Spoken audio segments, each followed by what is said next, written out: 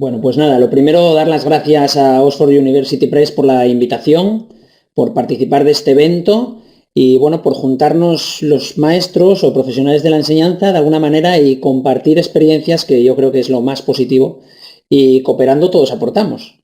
O sea que vamos a ver si aportamos todos. Yo voy a dar una charla sobre algunos aspectos relacionados con el cooperativo y luego todos podréis hacer preguntas, comentarios al final y, bueno, poner un poco en común, que yo creo que es lo más enriquecedor, ¿no? Empiezo diciendo bueno, que ahí tenéis esos hashtags si sois tuiteros, si sois de los profesores del claustro virtual, como digo yo, y que tenéis ahí esos hashtags para poder opinar, universos de aprendizaje y cooperando todos aportamos. Normalmente cuando hablamos de cooperación, en el ámbito de la escuela todos nos imaginamos a los alumnos cooperando. Y muchos de vosotros en los comentarios estabais poniendo antes de empezar, hablabais mucho de la cooperación entre profesor y alumno y cómo nosotros podemos aprender de los alumnos. Yo creo que aún más importante es la cooperación entre profesores y maestros. Yo creo que es el cambio que podemos hacer más fuerte, para hacernos fuertes también en nuestra profesión. Por eso hoy vamos a hablar de cooperación. Y para hablar de ello voy a empezar contándoos una pequeña historia. Os voy a contar la historia de un niño que era feliz, tenía una familia feliz y tenía una vocación ya desde muy pequeño, que era la de ser maestro. Era un niño que le gustaba hacer deporte, pues jugaba con su patinete, como hacen muchos niños hoy en día, pues le gustaba el fútbol, le gustaba el balonmano, le gustaba incluso la pelota vasca, ¿no?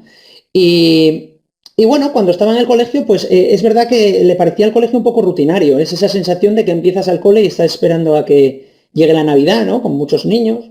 Y después de que llega la Navidad parece que los niños están esperando a que llegue la Semana Santa y rápidamente están esperando a que llegue el verano ya para terminar el cole, ¿no? Y no tienen, posiblemente muchos de ellos no tengan esa ansia y esa cultura de ir al cole a aprender, sino que van al cole porque no les queda otra, porque les obligan. Pues esto era lo que le pasaba a ese niño. Ese niño, bueno, pues vivía en un entorno familiar feliz, totalmente normal. Es cierto que los entornos familiares no solo nos transmiten conocimientos, sino que nos van a transmitir pues un ideal de vida, un proyecto de sociedad, unos valores. Y en aquella familia los valores que le trataban de inculcar a ese niño eran el esfuerzo, la constancia en el trabajo, en todo lo que hacía, el sentido del humor, pues tener unos hábitos de higiene, ¿no? Como a todo el mundo. Y después, este niño tenía otra realidad también particular, que era su timidez. Pues había estado en un colegio donde eran solo chicos, la cooperación no se llevaba muy allá, tenía dificultad para relacionarse muchas veces, sobre todo con las niñas, cuando era fuera del colegio. Y le costaba participar en clase, hablar en reuniones. Tenía esa sensación de que cuando iba a una reunión quería decir muchas cosas, pero nunca decía nada, porque se ponía nervioso y se quedaba callado, ¿no? Y hay que decir que es muy importante el aspecto social, porque a uno no solo lo educa la familia, sino que también el entorno en el que vives, bien sea de un colegio, en este caso, pues este niño solo de niños, o bien tu familia, pues si sois muchos miembros de la familia, pues eso también va a generar que se vaya cultivando de alguna manera esa personalidad del niño, ¿no?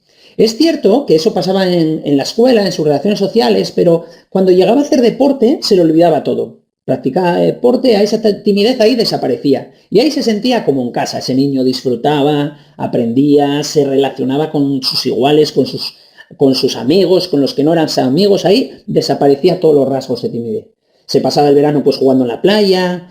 Aquí en Asturias decimos los merenderos, ¿no? Que son esos bares en la zona rural, y entendía el deporte como una manera de conocer gente, de establecer amistades, ¿no? Tampoco tenía ningún ansia de jugar en la liga de fútbol profesional, ¿no? Sino que ese niño se divertía con el deporte como con cualquier otro deporte, ¿no? El sistema educativo del que participaba, pues él nunca había sido un niño que fuese brillante. Pasaba por la escuela sin pena ni gloria, como se suele decir, ¿no? Unas notas mediocres, la motivación, pues tenía muy poca motivación, porque tampoco veía que el profesorado le enganchase de alguna manera. Veía que casi todo se tenía que aprender de memoria y tenía la sensación de que aquello no le aportaba demasiado. Es lo que dicen los muchachos, los alumnos ahora, ¿no? ¿Y esto para qué me va a servir en el futuro? Y se trataba un poco esa de la enseñanza tradicional, esa enseñanza en la que el profesor se ponía a dar la lección y los alumnos copiaban todo el rato. y mientras tanto, pues luego mandaba a hacer ejercicios y allá te arregles hasta el día siguiente, ¿no? Y era un profesor protagonista, él era el que llevaba todo el protagonismo, perdón, y en todo caso, si participaba el alumno de ello, pues era saliendo a la pizarra a dar la lección o hacer un ejercicio, ¿no? Con la correspondiente responsabilidad. Pues ese niño tuvo grandes profesores, pues tuvo grandes profesores dentro del abanico que tuvo, pues tuvo grandes profesores como un profesor que se llamaba Alfonso, ¿no? O Arturo Muiño, por ejemplo. Cuando llegó a la universidad, se encontró un ambiente muy parecido. Obviamente, si desde pequeño había querido ser maestro, se encontró un ambiente en el que él esperaba algo diferente. Y se encontró eso, pues que seguía siendo todavía más tradicional. Allí los profesores todavía hablaban mucho más tiempo y los alumnos subrayaban fotocopias o copiaban todo el rato. Y además se reconocía a los alumnos como los que fuesen más inteligentes eran los que mejor memorizaban, porque allí las actividades prácticas de alguna manera brillaban por su ausencia. Y había muy pocas expresiones orales que él consideraba muy importantes para un maestro, había muy poca enseñanza de didáctica, de metodologías, todo lo que le estaban enseñando a ese alumno de didáctica pues eran cosas teóricas, pero nunca lo visionaba en algo práctico, ¿no? Y el periodo que más le fascinó de la universidad a ese alumno, pues era el periodo cuando estuvo de prácticas, ¿no? Porque ahí sí que podía ver a otros maestros, pues podía interactuar con los chavales, podría ver sus inquietudes, ver lo que les gustaba hacer, y él, bueno, ahí se notaba ya que era una cosa completamente diferente. Pero un día, ese niño le tocó vivir su primera experiencia en la enseñanza, y era una experiencia donde él tenía que ser entrenador de unos muchachos. Y bueno, allí los entrenaba, trataba de hacer todo lo que era posible, que se mejorasen a nivel motriz, a nivel social, a nivel personal, a nivel psíquico, pues que fuesen evolucionando. Pero un día se encontró en una situación de que tenía un partido muy importante ese equipo y se pusieron a jugar el partido y cuando terminó el partido se dio cuenta de que había un niño que no había jugado. Lo primero que hizo ese muchacho es darse la vuelta e ir a esos padres de ese niño inmediatamente y pedirles perdón. Los padres le dijeron, hombre, no pasa nada, no te preocupes, es un partido, era un partido importante. Pero él en aquel momento, su cabeza hizo un cambio y reflexionó sobre esta frase que va a salir ahora. Ningún niño se merece jugar menos tiempo por el rendimiento que tú quieras sacar a ese equipo. Cooperando todos aportamos. Como os habréis dado cuenta, esta historia de este niño no me es muy lejana. Y es la historia, de alguna manera, es resumida a la historia de mi visión de la educación o cómo yo la viví hasta ese momento. Y creo que es muy importante que todos podamos crecer con la ayuda siempre del grupo. Como decía una frase de José Antonio Marina, me acuerdo, la primera vez que la escuché, que era para educar a un niño hace falta toda la tribu, ¿no? Que era un proverbio africano, si no recuerdo mal. Y esto nos hace ver mucho pues, el tema de la inclusión, la importancia de que todos vayamos evolucionando, que el grupo nos ayude a crecer y que da igual que seamos de un nivel que de otro nivel. El grupo siempre nos puede ayudar. Y bueno, de lo que vamos a hablar hoy en primer lugar van a ser de, bueno, ¿qué considero yo que provoca el bienestar de un maestro?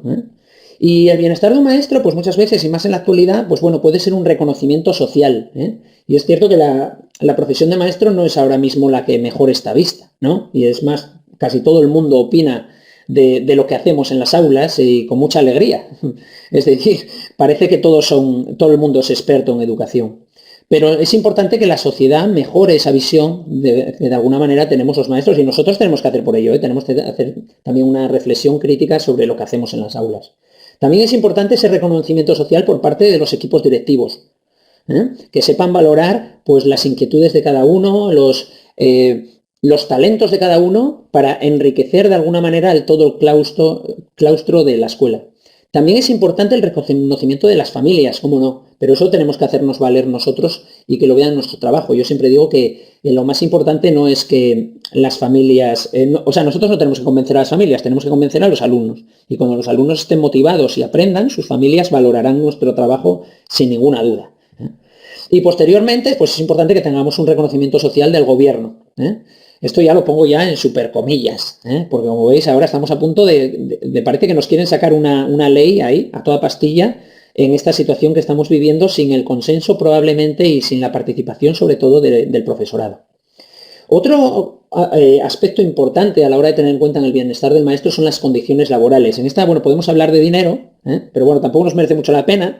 Yo cuando me toca hablar con los alumnos de formación del profesorado, en alguna charla que he dado, les he dicho que si alguno quería estudiaba magisterio por ganar mucho dinero, que podía ir saliendo por la puerta, que tampoco se iban a hacer millonarios. Que si ese era el ansia, pues que desistiesen. Y muchas veces te encuentras compañeros que dicen, total, se me van a pagar lo mismo, pues eso ya lo sabías desde el principio, que te iban a pagar lo mismo. Y después está la ratio, que yo creo que sí puede ser un aspecto importante, pero no fundamental. Puede ser que no nos funcione algo con 30 y nos funcione con 15, pero puede ser también que no nos funcione tampoco con 15, porque si lo que estamos haciendo lo estamos haciendo mal, da igual el número de alumnos que tengamos. Y puede haber gente que consiga el éxito con 30. Y después yo creo que el aspecto más importante del bienestar del maestro y de cualquier otra profesión son las relaciones personales. Las relaciones que logremos establecer con los alumnos, porque creo que es fundamental un trato cercano con ellos, que nos tengan respeto, que haya un equilibrio, yo siempre hablo de equilibrio, a balance, entre el respeto y la confianza. Y en el momento en el que logremos ese equilibrio, pues va a ser lo mejor que podemos hacer dentro del aula, ¿no? Luego está las relaciones que podemos establecer en las familias.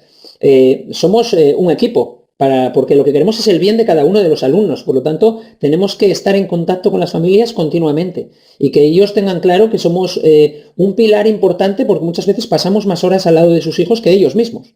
Por lo tanto, la comunicación tiene que ser bidireccional en todo momento. Y por último, es las relaciones personales con nuestros compañeros. Para mí, los claustros son los primeros que tienen que empezar a ser cooperativos. Y no digo que no lo sean en algunos aspectos, pero sí considero que en la mayoría de ellos pueden mejorar. Por lo tanto, cuando a mí me tocó empezar a ser maestro, y yo consideraba que había un aspecto fundamental que era la motivación. Sin embargo, yo empecé a reproducir lo que yo había vivido, lo que había vivido en la escuela, lo que había vivido en la universidad, y al reproducir eso me di cuenta de que me aburría, que no tenía tiempo para una enseñanza individualizada, que no era yo porque no había unas relaciones muy cercanas, había frialdad. Y me daba la sensación de que si yo faltaba, iba a dar igual, iba a venir otro que hiciese completamente lo mismo, iba a ser lo mismo. Y hay una pregunta, ¿no? Que yo la primera vez que la escuché fue a John Berman, uno de los creadores de la Free Classroom, es, ¿te gustaría ser alumno de tu propia clase? Bueno, pues yo en aquel momento a mí no me hubiese gustado ser alumno de mi propia clase. Por eso, de alguna manera, decidí no salirme de la zona de confort, sino lo que yo digo es ensancharla, porque tampoco hace falta salir de la zona de confort, y empezar a crecer, formarme en otras metodologías. Uno de los aspectos más importantes en los que yo creo que la educación debe avanzar es la neuroeducación, es decir, tener en cuenta todos esos avances que se están produciendo en el día a día en el campo de la neuroeducación y que nos pueden aportar a nosotros ideas para evolucionar en nuestra profesión. La enseñanza es un acto social y nuestro cerebro aprende por todas esas interacciones que vamos a mantener con las personas que nos rodean, ya sean familias, ya sean alumnos, ya sean compañeros. Por lo tanto, en la escuela los alumnos no solo van a aprender de los profesores, sino que hay que tener muy claro que van a aprender también de sus propios compañeros. Y muchas veces de una manera mucho más fluida, porque su vocabulario va a ser mucho más cercano. Y va a partir también de un punto de vista, pues eso, mucho más cercano al que podamos tener nosotros en un momento dado, por mucho que nos creamos que lo sabemos todo. Y la forma en la que las personas perciben todas esas relaciones con esas personas que tienen alrededor va a ser determinante en dos aspectos, que va a ser el estado emocional que tengan ellos y la motivación.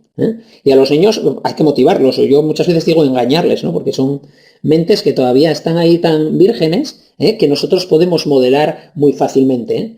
Y un aspecto importante es que si algo ha contribuido al desarrollo de nuestra especie es a aprender los unos de los otros. Desde la prehistoria nuestra especie ha aprendido a enriquecerse del trabajo en grupo. Una capacidad que tenemos de aprender, pero también de enseñar. Porque, como os decía antes, el aprendizaje es eminentemente social y eso es de lo que trata un poco el aprendizaje cooperativo. Y además, cuando dos personas aprenden juntas, todas esas relaciones que van a establecer y esos puntos de vista a veces enfrentados les van a hacer también enriquecerse. Y una de las reflexiones que yo dejo encima del aire, que es importante, es lo poco que entramos los maestros en las clases de nuestros compañeros. Y es verdad que ahora pues ya estamos acostumbrándonos más por la entrada de los profesores de apoyo, ¿no? Los PTs en el aula, ¿no? Los auxiliares también. Y eso nos hace perder un poco ese rechazo que teníamos antes. Pero lo importante que es poder ver a los compañeros y poder aprender cosa que lo hacíamos cuando estábamos de prácticas y podemos aprender lo que queremos hacer o lo que no queremos hacer, o podemos dar pautas de mejora a esa persona, ¿por qué no? Y, y considero también que la interacción entre los alumnos es esencial y va a decir mucho de cómo aprenderán y cómo se van a evolucionar como especie. Cuando ahora vemos muchas actitudes en estos días de que nos parecen poco solidarias, pues a lo mejor vienen porque nuestro aprendizaje ha sido muy individualista. Quizás si hubiese sido más cooperativo hubiésemos visto las ventajas de comprometerse un poco a nivel de grupo y a nivel de sociedad. Y el aprendizaje cooperativo tiene una serie de ventajas. La primera de ellas es la salud psicológica. Y hablo de salud psicológica, no solo tenemos que centrarnos en la salud que todos estamos pensando, ¿no? El no estar enfermos, ¿eh? Porque el trabajo cooperativo va a servirnos para tener más recursos de información emocionales, asumir diferentes roles, sobreponerse a aspectos como la ansiedad. Y cada vez que dos estudiantes trabajan juntos, la relación cambia, ya no es una relación meramente individual. Se van a entender mejor, se van a tratar de aceptar, se van a apoyar mutuamente. Yo muchas veces, cuando uno me dice, es que no quiero estar con Pepito, pues vas con Pepito. Y así, poco a poco, pues las diferencias se van limando, ¿eh? Y se van a apoyar mutuamente, tanto en lo académico y muchas veces en lo personal. Y cuando no compiten, pues va a mejorar también, va a ganar autoestima, va a mejorar su habilidad para lidiar con temas como el estrés, y el grado de vinculación entre los estudiantes, pues va siempre a influir muchísimo en el comportamiento que van a tener en el aula. Entonces es muy importante, al principio yo sé que el trabajo cooperativo cuesta un poco, hay que establecer unas reglas, pero es importante que lo vayamos valorando, porque si lo vamos fomentando vamos a lograr también un mayor éxito. Y va a haber también, yo considero, pues muchas menores tasas de absentismo y de abandono, porque van a estar más a gusto en el colegio que simplemente escuchando todos los días a profe. Por lo tanto, eso vamos a conseguir muchas cosas. Hablábamos de amor propio, entender el error de otra manera, posiblemente, cuando alguien nos dé su opinión, contribuir de alguna manera al éxito de los demás, que es muy importante, y a sentirse valorado. Y es esa habilidad para construir, mantener y modificar todas esas relaciones y conseguir pues ciertos objetivos que vamos a ver que podemos hacer. Y los que no sean capaces de gestionar ese trabajo cooperativo, pues posiblemente no lo vayan a gestionar en el futuro. Y el trabajo cooperativo va a servirnos no solo para el día a día en el aula, sino también nos va a servir para nuestra vida, cualquiera que sea nuestra profesión, lo cual es muy importante.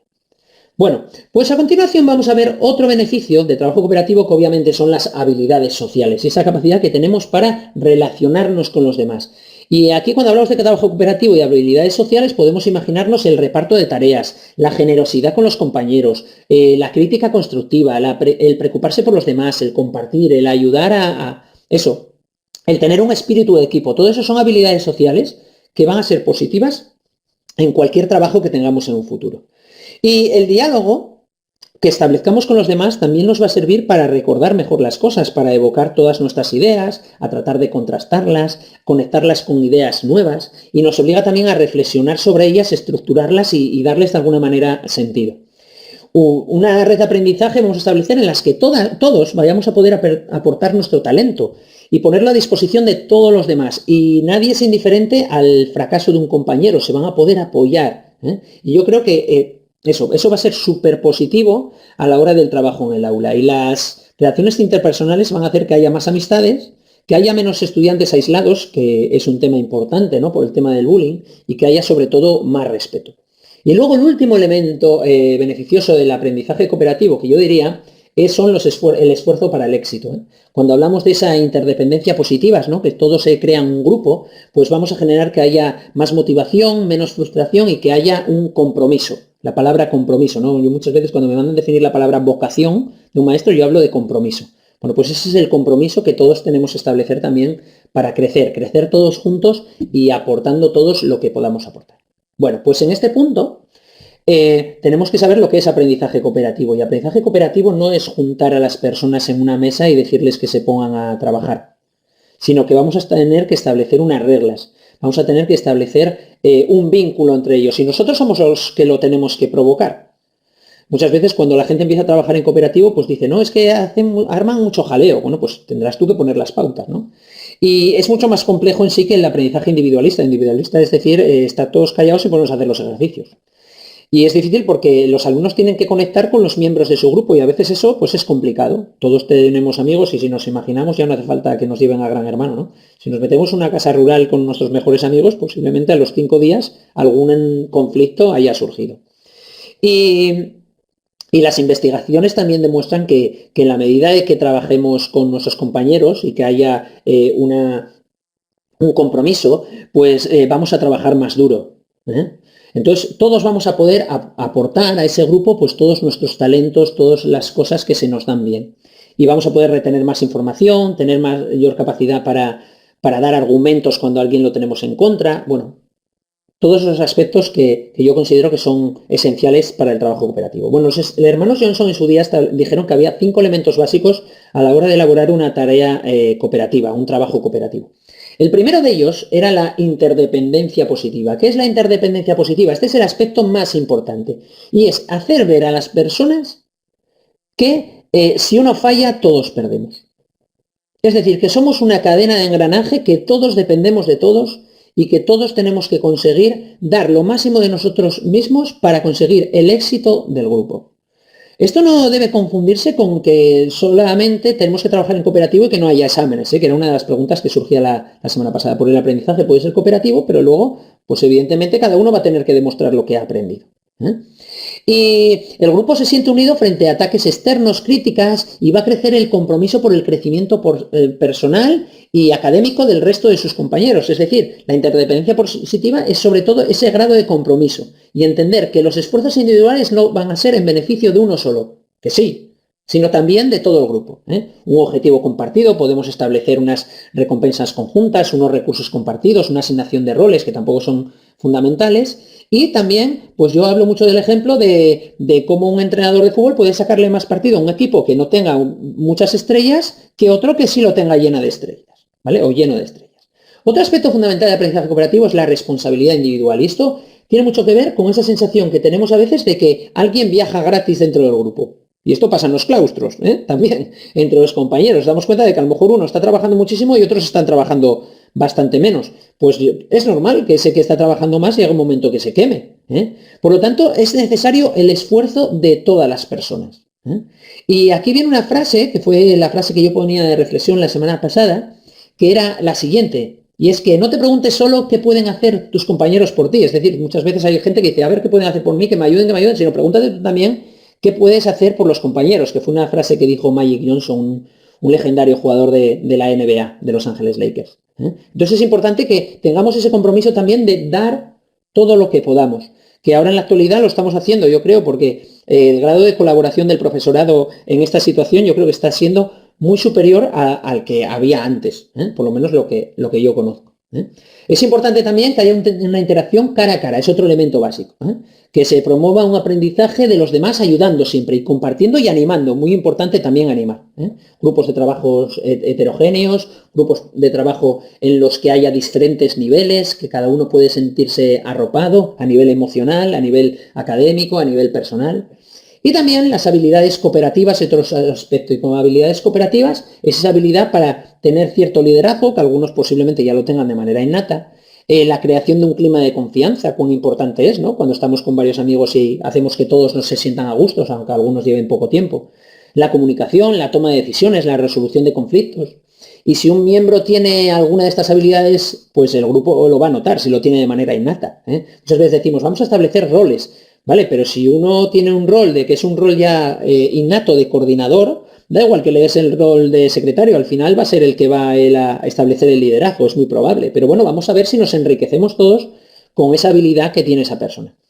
Y el último elemento es el procesamiento. El procesamiento es nuestra capacidad de ver si se están cumpliendo los objetivos. Cuando yo hago una sesión cooperativa o nos juntamos unos en grupo, pues podemos establecer al final una reflexión para ver cómo ha salido eso, cómo lo podemos mejorar, cómo podemos ser más efectivos en un futuro. Yo considero que eso es un aspecto fundamental que muchas veces lo dejamos ahí aparcado. Hacemos la actividad cooperativa, pero luego nos falta esa reflexión, y no solo nuestra, sino de todos los miembros que participen, ya sean alumnos, profesores o amigos, ¿no? Y bueno, muchas veces cuando hablamos de innovación, todo el mundo pues piensa en esto. Piensa en redes sociales, piensa en iPads, piensa en móviles. Y yo creo que la verdadera innovación no está en esos aspectos. La verdadera innovación está en los años de retraso que llevamos en torno al trabajo cooperativo, al poder aprender unos de otros. Y para mí la innovación no es no es la tecnología, sino la buena pedagogía. En la medida en que nosotros seamos capaces de juntar en nuestras aulas lo que nos permite la neuroeducación, la interacción, la pedagogía y hacer que el alumno sea el centro del aprendizaje, y juntamos todo eso ya con la educación emocional y ¡pum!, nos hemos puesto ya en la vanguardia de la educación para muchísimos años, porque yo creo que eso nunca va a caducar. De la misma manera que el aprendizaje individualista, por una parte, si lo hacemos de una manera extensible en todos nuestros momentos en el aula, va a caducar, yo creo que esos otros aspectos no van a caducar nunca. Y luego darnos cuenta y hacer conciencia en nuestro alumnado de qué es lo realmente importante, si es aprender o aprobar. Y entender también la diferencia entre calificar y evaluar.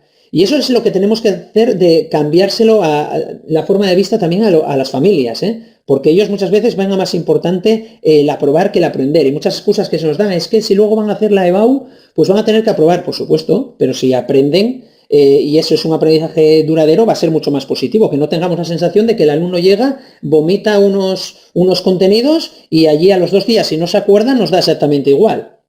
Pues yo creo que es importante. Y después, importante, entender que estamos en un mundo globalizado, de la familia, de los amigos ahí, de la piña, ¿no? De nuestros compañeros, de gente que nos rodea y que nos enriquece y que siempre aporta, y todo lo que la gente aporta importa, sea para bien a veces o sea para mal, para reflexionar. Y lo que ocurre en una ciudad en China nos puede afectar en cuestión de días, de semanas, de meses a todo el mundo. Entonces yo creo que nuestra responsabilidad es olvidarnos un poco de fronteras, de individualidades, y tratar de pensar, de convertir a nuestros alumnos para que dentro de 50 años la sociedad haya cambiado y convirtamos a esos alumnos en seres responsables, solidarios, críticos, comprometidos con el medio ambiente que tienen alrededor, por ejemplo. Y eso solo yo creo que lo podemos lograr a partir del aprendizaje cooperativo. Y que hagan que este mundo, pues eso, que sea mejor.